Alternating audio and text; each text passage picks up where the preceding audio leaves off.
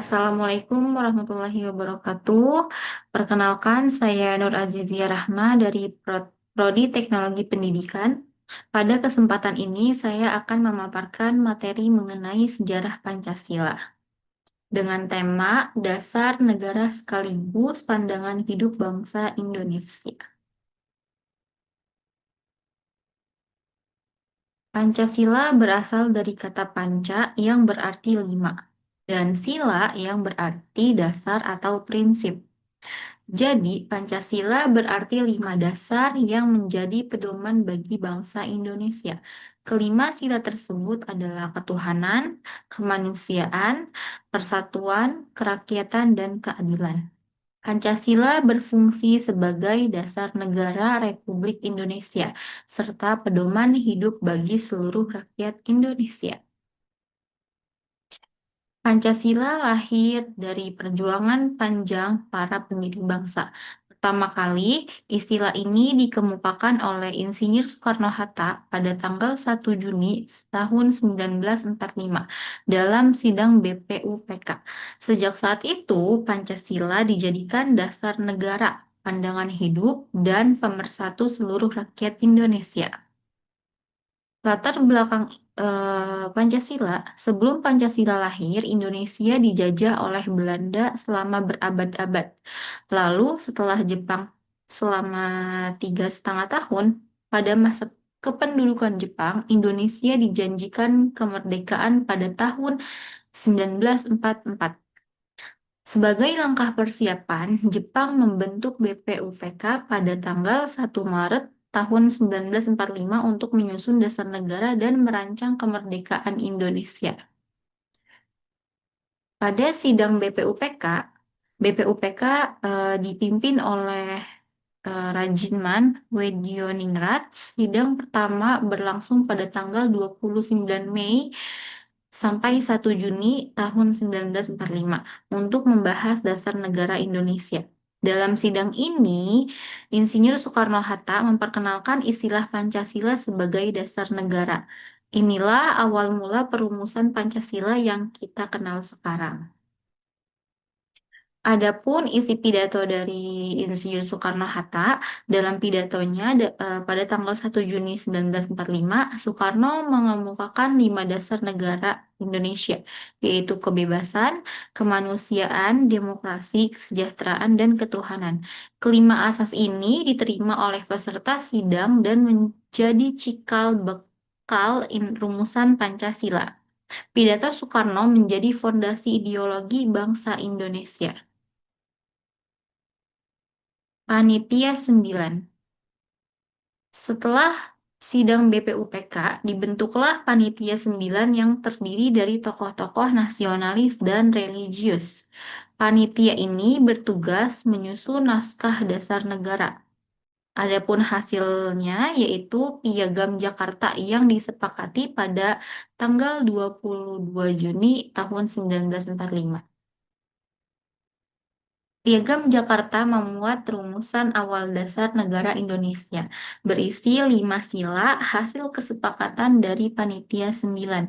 Piagam ini menjadi cikal bakal dari pembukaan Undang-Undang Dasar 1945 dan menjadi langkah penting menuju kemerdekaan. Selanjutnya, pembentukan PPKI. Setelah BPUPK selesai, Jepang membentuk PPKI atau Panitia Persiapan Kemerdekaan Indonesia pada tanggal 7 Agustus 1945. Ketuanya yaitu Insinyur Soekarno-Hatta dan wakilnya sendiri dengan Muhammad Hatta. Tugas mereka adalah mempersiapkan kemerdekaan Indonesia, termasuk mengesahkan konstitusi dan dasar negara. Proklamasi Kemerdekaan Indonesia. Pada tanggal 17 Agustus 1945, Indonesia memproklamasikan kemerdekaannya. Peristiwa ini menjadi momen bersejarah lahirnya negara Indonesia yang merdeka. Rakyat menyambut dengan penuh semangat persatuan yang merupakan wujud nyata nilai-nilai Pancasila. Pancasila pada awal kemerdekaan Setelah kemerdekaan, Pancasila menjadi pedoman utama dalam menyatukan bangsa.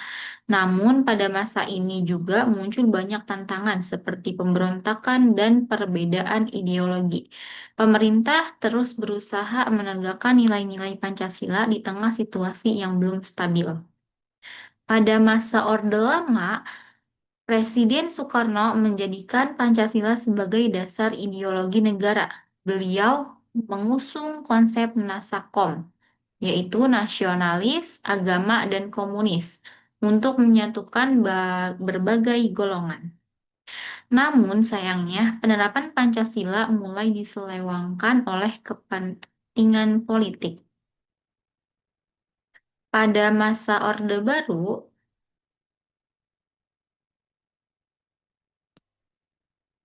pada masa Orde Baru, pemerintahan menegakkan Pada masa Orde Baru, pemerintah menegaskan Pancasila sebagai satu-satunya asas dalam kehidupan berorganisasi. Program P4 atau Pedoman Penghayatan dan Pengalaman Pancasila digelakkan di sekolah-sekolah dan instansi. Namun pelaksanaannya sering hanya formalitas dan belum sepenuhnya mencerminkan semangat Pancasila yang sejati.